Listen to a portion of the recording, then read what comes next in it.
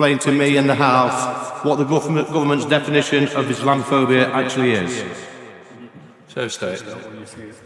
Well, I say to the Honourable Member that a new definition must be given careful consideration so that it comprehends. The political battle in the UK has reached explosive new heights. Nigel Farage, leader of Reform UK, launched a blistering attack on Deputy Prime Minister Angela Rayner during a heated Prime Minister's questions session in Parliament. What began as a standard political exchange quickly erupted into a full-blown political firestorm, one that may have permanently altered the trajectory of British politics. Farage's scathing criticism of Rayner centered on a single searing issue: her inability to define the term Islamophobia, a word frequently used by the Labour Party but never clearly explained. The moment was revealing. It didn't just expose a gap in Rayner's response, it exposed a deeper fracture within Labour itself. Is this the beginning of the end for Labour's dominance in British politics? That's the question now reverberating across the country. Political analysts, voters, and MPs alike are all asking, how can a party legislate on issues it clearly doesn't understand? It all started when MP Lee Anderson posed a straightforward yet powerful question to Rayner. What does Labour mean by Islamophobia? Her answer was vague, stumbling, and unsatisfactory. The confusion rippled through the Commons and beyond. For many, it was a defining moment. Labour couldn't even articulate a term they regularly invoke. If they can't define it, how can they govern it? The backlash was immediate and brutal. Even Labour's own base began to raise doubts. Was the party truly connected to the issues it claimed to champion? Or had it drifted so far into political correctness that it lost touch with the public?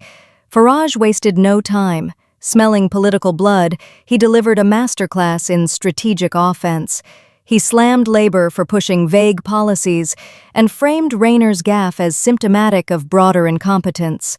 His sharpest line, "The lunatics are running the asylum," wasn't just a jab, it was a cannon blast aimed squarely at Labour's leadership. And it struck a nerve. Farage questioned how any party could lead the nation when it couldn't even define the language it legislates with. His comments were more than criticism, they were a declaration of intent. Reform UK is ready to lead. This was not just a political moment, it was a political reckoning. Farage's challenge to Labour wasn't just about one term. It was about the party's credibility, competence, and connection to the people. And his words resonated. His takedown of Rayner lit up social media and was shared widely, strengthening his platform and widening his appeal. But this wasn't without deeper consequences. Farage's rising influence is shifting the political map of the UK.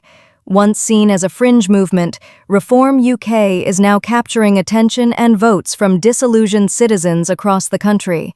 Former Labour strongholds, especially in the north of England, are beginning to shift.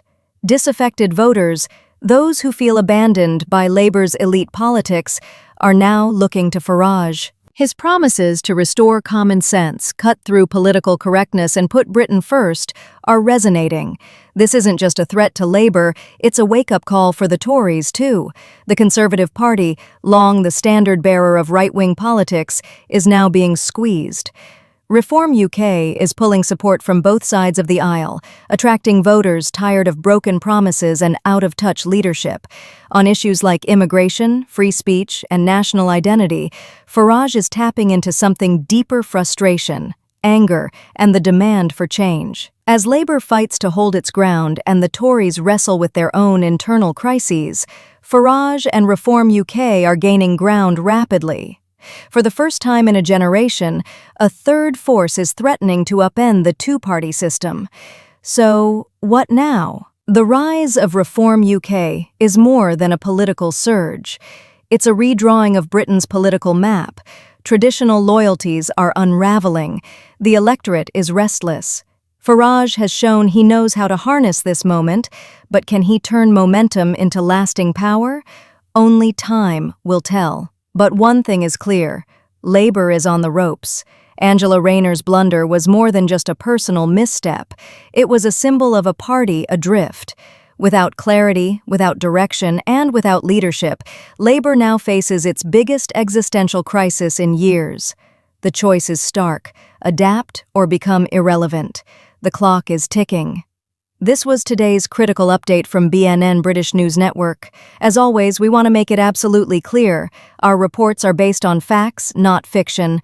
We deliver only verified news, no spin, no misinformation. If you found this report insightful, be sure to like, share your thoughts in the comments, and subscribe to stay informed. BNN, where Britain gets the truth. Thank you for watching.